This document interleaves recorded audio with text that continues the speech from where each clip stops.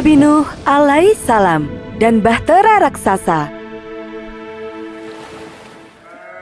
Setelah Nabi Adam wafat, yang bertugas menjadi khalifah di bumi ini adalah anak cucunya. Sebagian dari mereka memegang teguh ajaran Nabi Adam, namun sebagian lagi mulai melupakannya.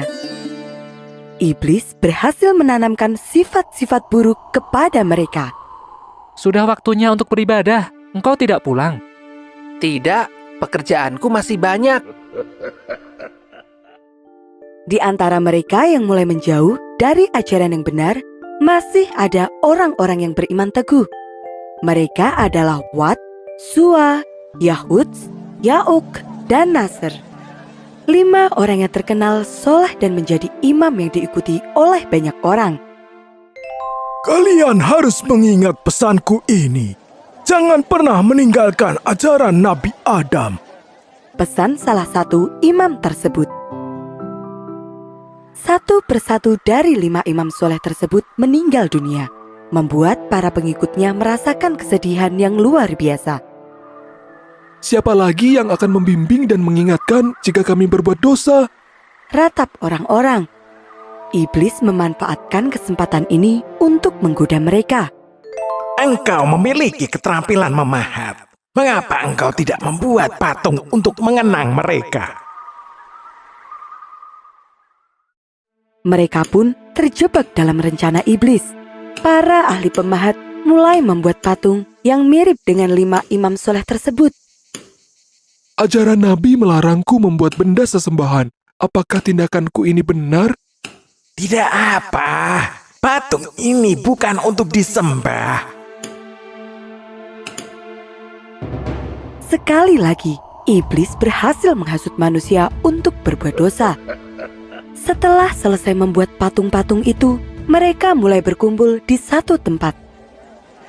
Ingatlah, wahai saudaraku, mereka adalah 5 imam yang telah membimbing kita. Janganlah kalian melupakan siapa mereka. Kita membuatnya bukan untuk disembah. Jadi, ini tidak termasuk perbuatan dosa. Begitulah, sedikit demi sedikit, manusia mulai membenarkan tindakan mereka. Waktu terus berlalu, patung 5 imam soleh ini mulai tersebar ke berbagai daerah. Dari ayah diturunkan ke anak-anak mereka, dan kemudian diturunkan kepada cucu mereka. Semakin lama, cerita tentang 5 orang soleh ini mulai berubah, hingga akhirnya mereka mulai menganggap 5 patung tersebut sebagai Tuhan. Di tengah-tengah kaum yang menyembah berhala tersebut, Allah mengutus seorang nabi dan rasul. Beliau adalah Nabi Nuh alaihissalam. Nabi Nuh adalah orang yang cerdas dan kuat imannya. Dalam setiap tindakan, Nabi Nuh selalu bersyukur ketika ia bangun atau hendak tidur, ketika makan dan minum, atau mengenakan pakaian dan segala kegiatan lainnya. Tugas Nabi Nuh adalah mengajak kembali umatnya untuk beriman kepada Allah. Nabi Nuh berkata bahwa tidak ada Tuhan selain Allah. Sungguh hanya Allah lah yang menciptakan dan memberikan rizki kepada manusia. Dan selama ini, iblislah yang telah menghasut nenek moyang mereka, membuat mereka menyembah patung berhala yang hanyalah sebuah benda mati. Sebagian orang tersadar dan mengakui bahwa yang dikatakan Nabi Nuh benar.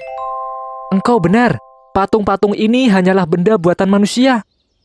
Namun, sebagian besar lainnya justru menentang. Bagaimana bisa aku percaya kepadamu jika istri dan anak-anakmu sendiri tidak mempercayaimu? Pada saat itu, Nabi Nuh sudah menikah dan memiliki 4 anak laki-laki. Sayangnya, istri dan anak-anak Nabi Nuh ini tidak mau meninggalkan ajaran sesat itu. Mereka menolak beriman kepada Allah dan terus menyembah patung berhala. Jangan hiraukan apa yang dikatakan ayahmu. Nenek moyang kita adalah kaum yang saleh. Merekalah Tuhan yang harus kita sembah. Meskipun ditentang banyak orang, Nabi Nuh tetap berdakwah dan terus berusaha untuk mengajak kaumnya kembali beriman kepada Allah. Ketika dakwahnya tidak didengarkan, Nabi Nuh memberikan peringatan kepada mereka. Wahai kaumku, sembahlah Allah. Tidak ada Tuhan bagimu selain Dia. Sesungguhnya, aku takut kamu akan ditimpa azab yang besar. Sayangnya, peringatan ini tidak membuat mereka takut dan malah membuat mereka semakin menentang. Engkau hanya manusia biasa seperti kami. Jika engkau memang benar, buktikan azab itu kepada kami. Nabi Nuh menjawab, Hanyalah Allah yang akan mendatangkan azab itu kepadamu. lalu datanglah hari di mana Allah menurunkan wahyu bahwa orang-orang yang beriman tidak akan bertambah lagi dan semua orang yang berbuat dosa akan ditenggelamkan. Allah kemudian memerintahkan agar Nabi Nuh membuat sebuah bahtera atau kapal yang sangat besar. Nabi Nuh mulai menanam pohon. Kelak, pohon itu akan ditebang dan dibuat menjadi kapal. Setelah pohon itu cukup besar, Nabi Nuh mengajak kaumnya untuk bekerja bersama-sama. Pekerjaan mereka ini menarik perhatian banyak orang. Beberapa pemimpin suku pun datang dan bertanya, Apa yang sebenarnya kalian lakukan? Dan apa manfaatnya? Kami membuat sebuah kapal yang sangat besar. Kapal ini akan menyelamatkan kami dari banjir besar. Tidak mungkin di tanah yang panas ini akan muncul banjir. Apa yang kalian kerjakan akan sia-sia. Tidak, Nabi Nuh berkata bahwa azab dari Allah akan segera datang dan orang-orang yang tidak percaya akan terkena hukuman tersebut. sahut pengikut Nabi Nuh lainnya. Namun sayangnya, tidak ada yang percaya pada ucapan mereka. Kapal yang sangat besar itu akhirnya selesai dibuat. Di dalamnya ada sebuah lumbung yang sangat besar untuk menampung bahan makanan serta kandang-kandang untuk menampung para hewan. Allah memerintahkan agar Nabi Nuh membawa para hewan berpasang-pasangan, jantan dan betina. Beberapa hari kemudian, Nabi Nuh dan para pengikutnya terlihat sibuk mempersiapkan semuanya. Akhirnya, hari yang dijanjikan tiba. Nabi Nuh memberikan peringatan untuk terakhir kalinya. Orang yang tidak mau beriman kepada Allah akan tenggelam dalam banjir besar. Hingga saat-saat terakhir pun tidak ada yang mempercayainya, termasuk istri dan anak-anak Nabi Nuh. Maka, Nabi Nuh mengajak para pengikutnya untuk naik ke atas kapal dan menutup pintu kapal rapat-rapat. Orang-orang yang sejak tadi berkerumun di sekitar kapal mulai bubar untuk pulang ke rumah masing-masing. Tidak akan terjadi apapun. Marilah kita pulang ke rumah masing-masing. Namun, dugaan mereka salah. Dengan cepat, langit yang tadinya cerah berubah menjadi gelap. Hujan lebat pun turun disertai dengan petir yang menggelegar. Hujan badai turun selama beberapa hari berturut-turut. Air mulai menggenang semakin meninggi. Orang-orang panik dan berusaha mencari tempat berlindung. Mereka berlari ke bukit-bukit dan gunung-gunung. Namun, kemanapun mereka pergi, air terus menggenang. Mereka mulai menyesal karena tidak mempercayai ucapan Nabi Nuh. Hujan badai dan angin topan terus berlanjut dalam waktu yang sangat lama.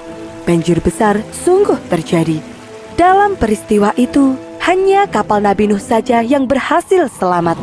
Kapal Nabi Nuh terus terombang-ambing di tengah ombak besar, hingga Allah menurunkan perintah kepada langit untuk menghentikan hujan dan memberikan perintah kepada bumi untuk menelan semua air.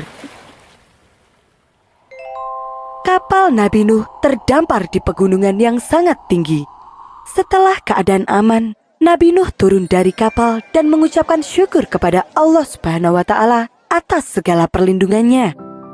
Sebagai bentuk rasa syukur, Nabi Nuh dan para pengikutnya melakukan puasa. Peristiwa itu terjadi pada hari ke-10 Muharram atau dikenal dengan nama Hari Asyura. Nabi Nuh berdakwah di bumi ini selama 950 tahun.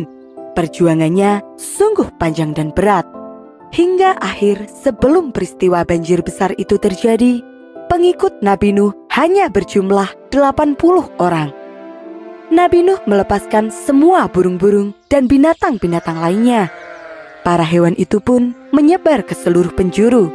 Begitu pula dengan kaum Nabi Nuh.